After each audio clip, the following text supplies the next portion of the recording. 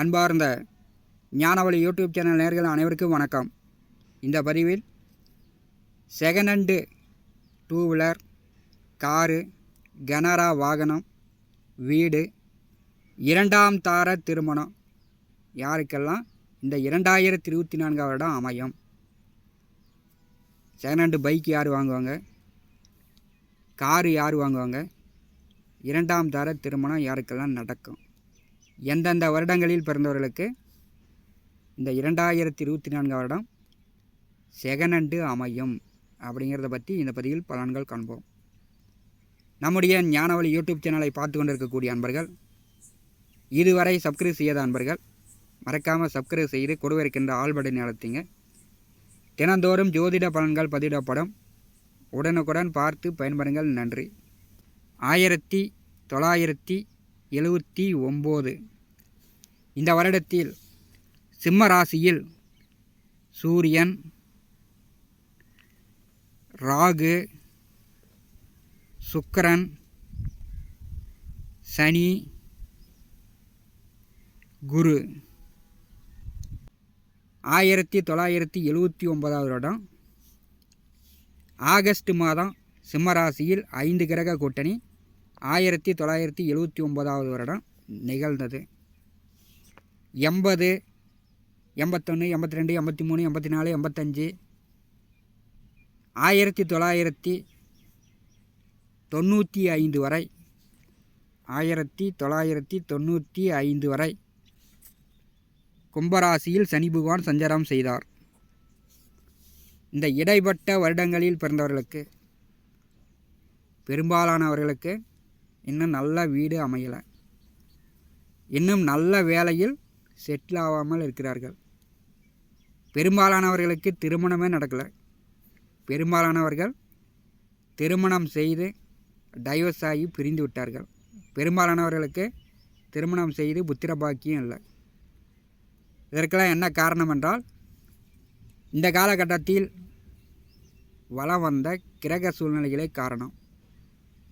2024 வருடம் முழுவதும் காலபுருஷனுக்கு 11வது வீட்டில் சனி பகவான் ஆட்சி பலம் பெற்று வாக்கிய பஞ்சாங்கப்படியும் திருக்கணித பஞ்சாங்கப்படியும் சஞ்சாரம் செய்ய போகிறார். 2024 வருடம் மே மாதம் 1ஆம் தேதி குருபகவான் மேசராசியிலிருந்து ரிஷபராசிக்கு பயிற்சியாக போகிறார்.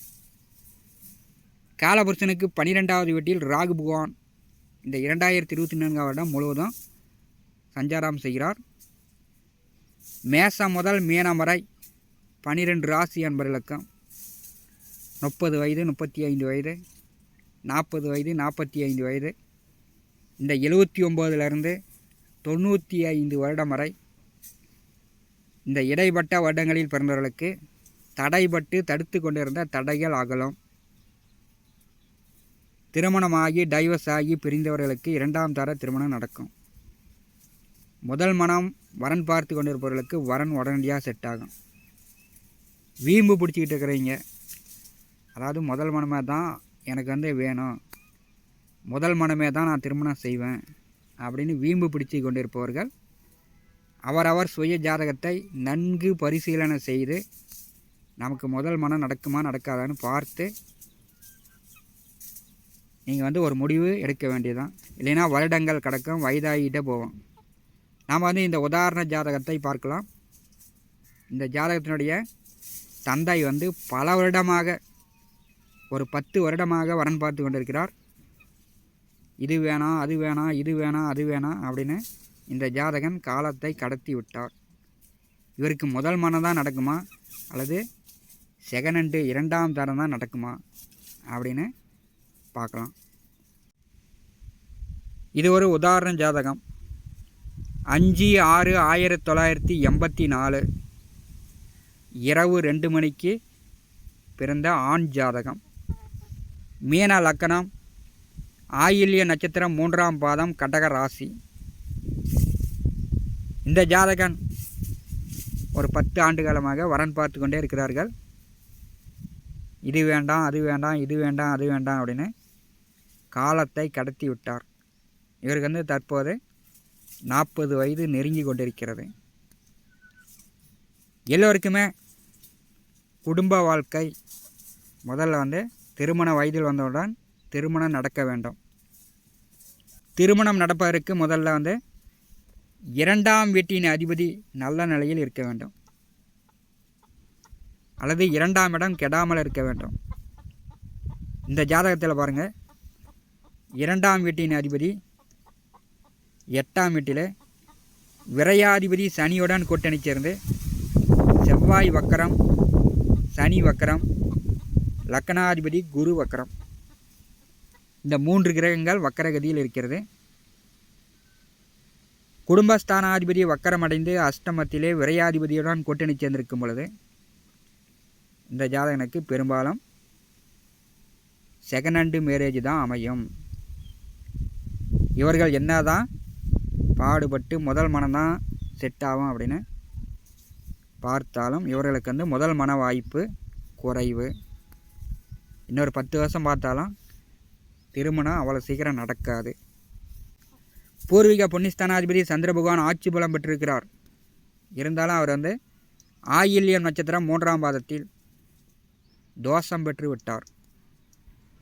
அதனால் வந்து அதிர்ஷ்டங்கள் குறைவு. சனி பகவானுடைய 10ஆம் பார்வை சந்திர பகவான் மேல் விழும் பொழுது இவருடைய ஆசைகள் நிராசையாக போய்கொண்டிருக்கிறது. இவர் நினைப்பது ஒன்று, காலங்கள் நடத்துவது ஒன்று.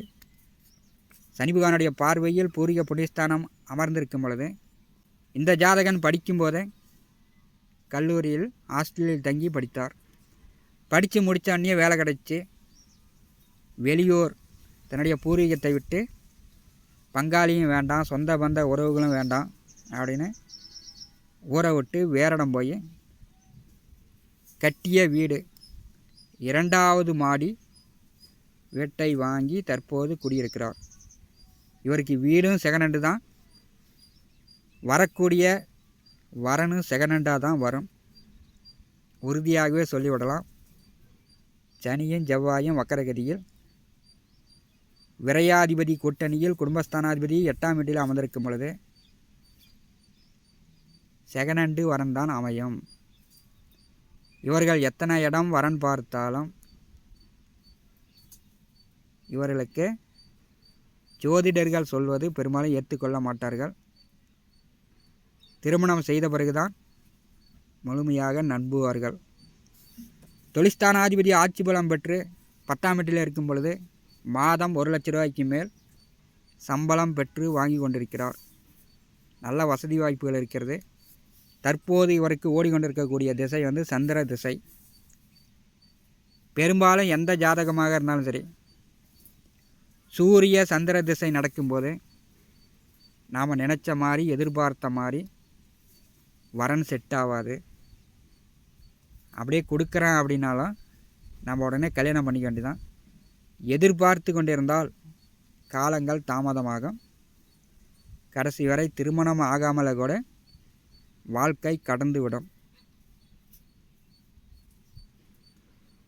இந்த மாதிரி அமைப்புள்ள ஜாதகங்கள் நிறையா.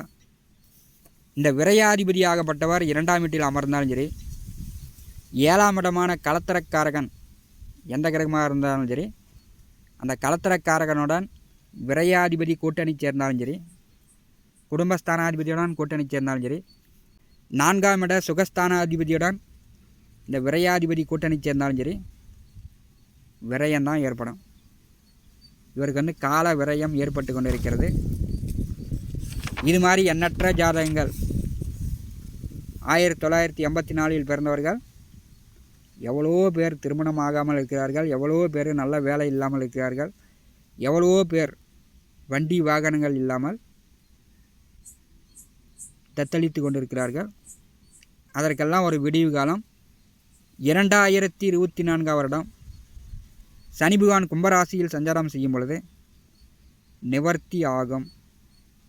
தடையெல்லாம் அகலும். செகண்டாக பார்த்து திருமணம் செய்ய வேண்டியதான். புதிய வண்டி வாகனங்கள் வாங்குவதை விட செகண்டாக வாங்கி நாம் வந்து பழக்கிக்க வேண்டியதான். எல்லாமே நம்முடைய தலையெழுத்தில் தான் இருக்கிறது. தேடிக்கொண்டே இருந்தால் தேடிக்கொண்டே இருக்க வேண்டியதான். காலங்கள் வயது ஆகிக்கொண்டே இருக்கும்.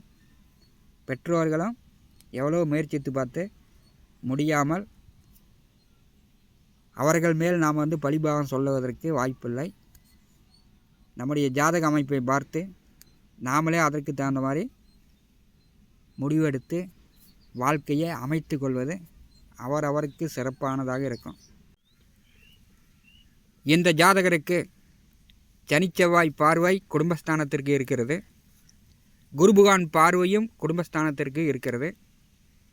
2024 வருடம் மே மாதம் 1ஆம் தேதி குருபகவான் ரிஷபராசிக்கு செல்லும் பொழுது கடகராசிக்கு 11ஆம் இடமான லாபஸ்தானத்தில் குருபகவான் அமரும் பொழுது இந்த ஜாதகனுக்கு திருமணம் நடக்கும். இவர் எதிர்பார்த்த மாதிரி நினைத்த மாதிரி திருமணம் நடக்காது. எதிர்பார்த்தார்கள் என்றால் இவருடைய வாழ்க்கை அப்படியே கடக்க வேண்டியதுதான். ஏன்னா இப்போ நடக்கிறது சந்திர திசை. பெரும்பாலும் சந்திர திசை திருமணத்திற்கு உண்டான யோகத்தை கொடுக்காது. சனி பகவான் பார்வையில் சந்திர பகவான் அமர்ந்திருக்கும் பொழுது இவர் எதிர்பார்ப்புகளை குறைத்து கொண்டால் திருமணம் 2024 வருடம் மே மாதத்திற்கு பிறகு திருமணம் செய்து கொள்ளலாம். சனி பகவான் துலா ராசியில் உச்சம் பெற்ற ஜாதகர்கள்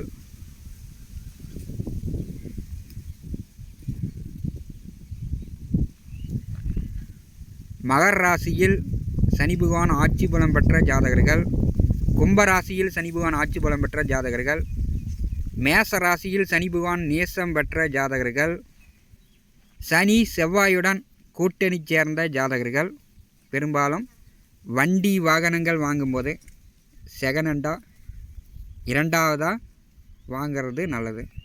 புதிய வண்டி வாகனங்கள் வாங்கும்போது அது உங்களுக்கு சரியாக கை கொடுக்காது. விபத்து விரயங்களை ஏற்படுத்திவிடும்.